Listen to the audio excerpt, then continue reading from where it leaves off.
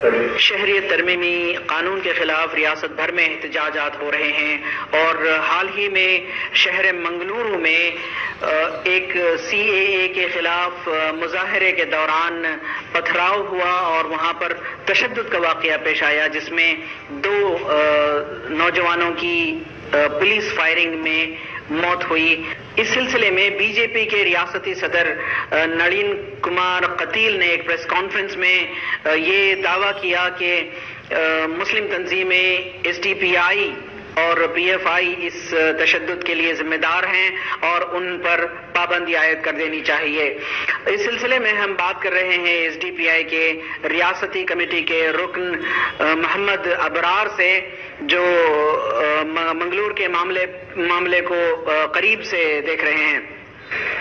जी, आपको मालूम है अभी हिंदुस्तान में NRC और CAA को लेकर किस तरीके से प्रोटेस्ट हो रहे हैं, उसका विरोध किस तरीके से हो रहा बोलकर। मंगलुरु का जो इंसिडेंट है, मंगलुरु का इंसिडेंट जो पुलिस का फायरिंग है, ये प्री प्लान्ड है।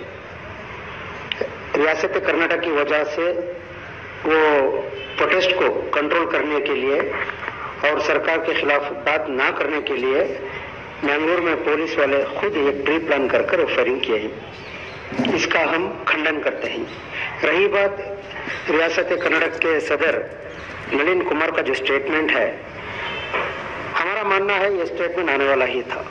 किस लिए बोले तो अभी जो हालात चल रही है कर्नाटक के अंदर, जहाँ जगह जगह पर लोग, आलिम लोग, अलग अलग तंजीमों वाले, स्टूडेंट, जो लोग भी इसका प्रोटेस्ट में हिस्सा ले रहे हैं, उनको मिसगाइड करने के लिए और समाज के अंदर ये सब्जेक्ट को डाइवर्ट करने के लिए जानबूझकर क्या है SDPI के ऊपर ये इल्जाम लगाए हैं। ये इल्जाम अभी भी बहुत सारे बार पहले भी लगाए हैं। ये बहुत बड़ा झूठा इल्जाम है। मंगलुरु इंसिडेंट से पहले बीजेपी के नेशनल के मिनिस्टर जनाब सुरेश अंगड़ी साहब एक स्टेटमेंट देते हैं। क्या बोलते हैं?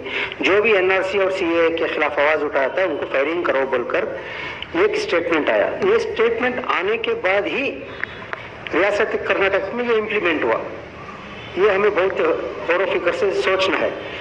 रही बात जो इंसिडेंट हुआ, इंसिडेंट के बाद नेशनल मीडिया में भी डिस्कशन हुआ, ये पुलिस की ज्यादती है बोलकर, ये प्री प्लान्ड है बोलकर नेशनल मीडिया में भी डिस्कशन हुआ।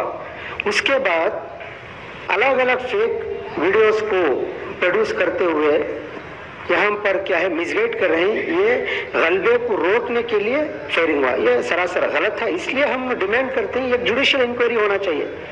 अभी जुडिशियल इंक्वायरी हुई तो समझ में आ जाएगा। अभी कपिल साहब क्या बोलते हैं, केरला के लोग आके करे हैं बोलकर बोल रहे हैं ना, तो हम पूछना चाहते हैं FIR में केरला के लोगों का कितना नाम है?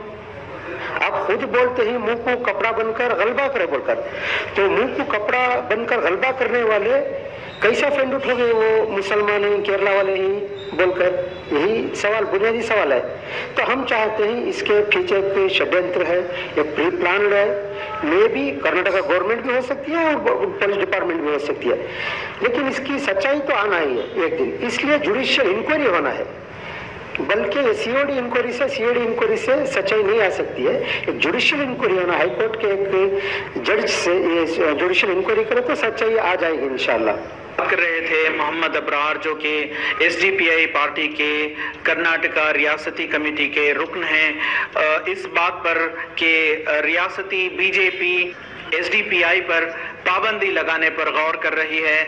इसके जवाब में उनका कहना है कि हम एक सियासी तहरीक हैं और इस तहरीक में खलल पैदा करने की बीजेपी की ये बुरी नीयत है, इसलिए ये मंगलुरु के तशद्दुद के वाक़े को हमसे जोड़ रही है और हम इसका कानूनी तौर पर जवाब देंगे।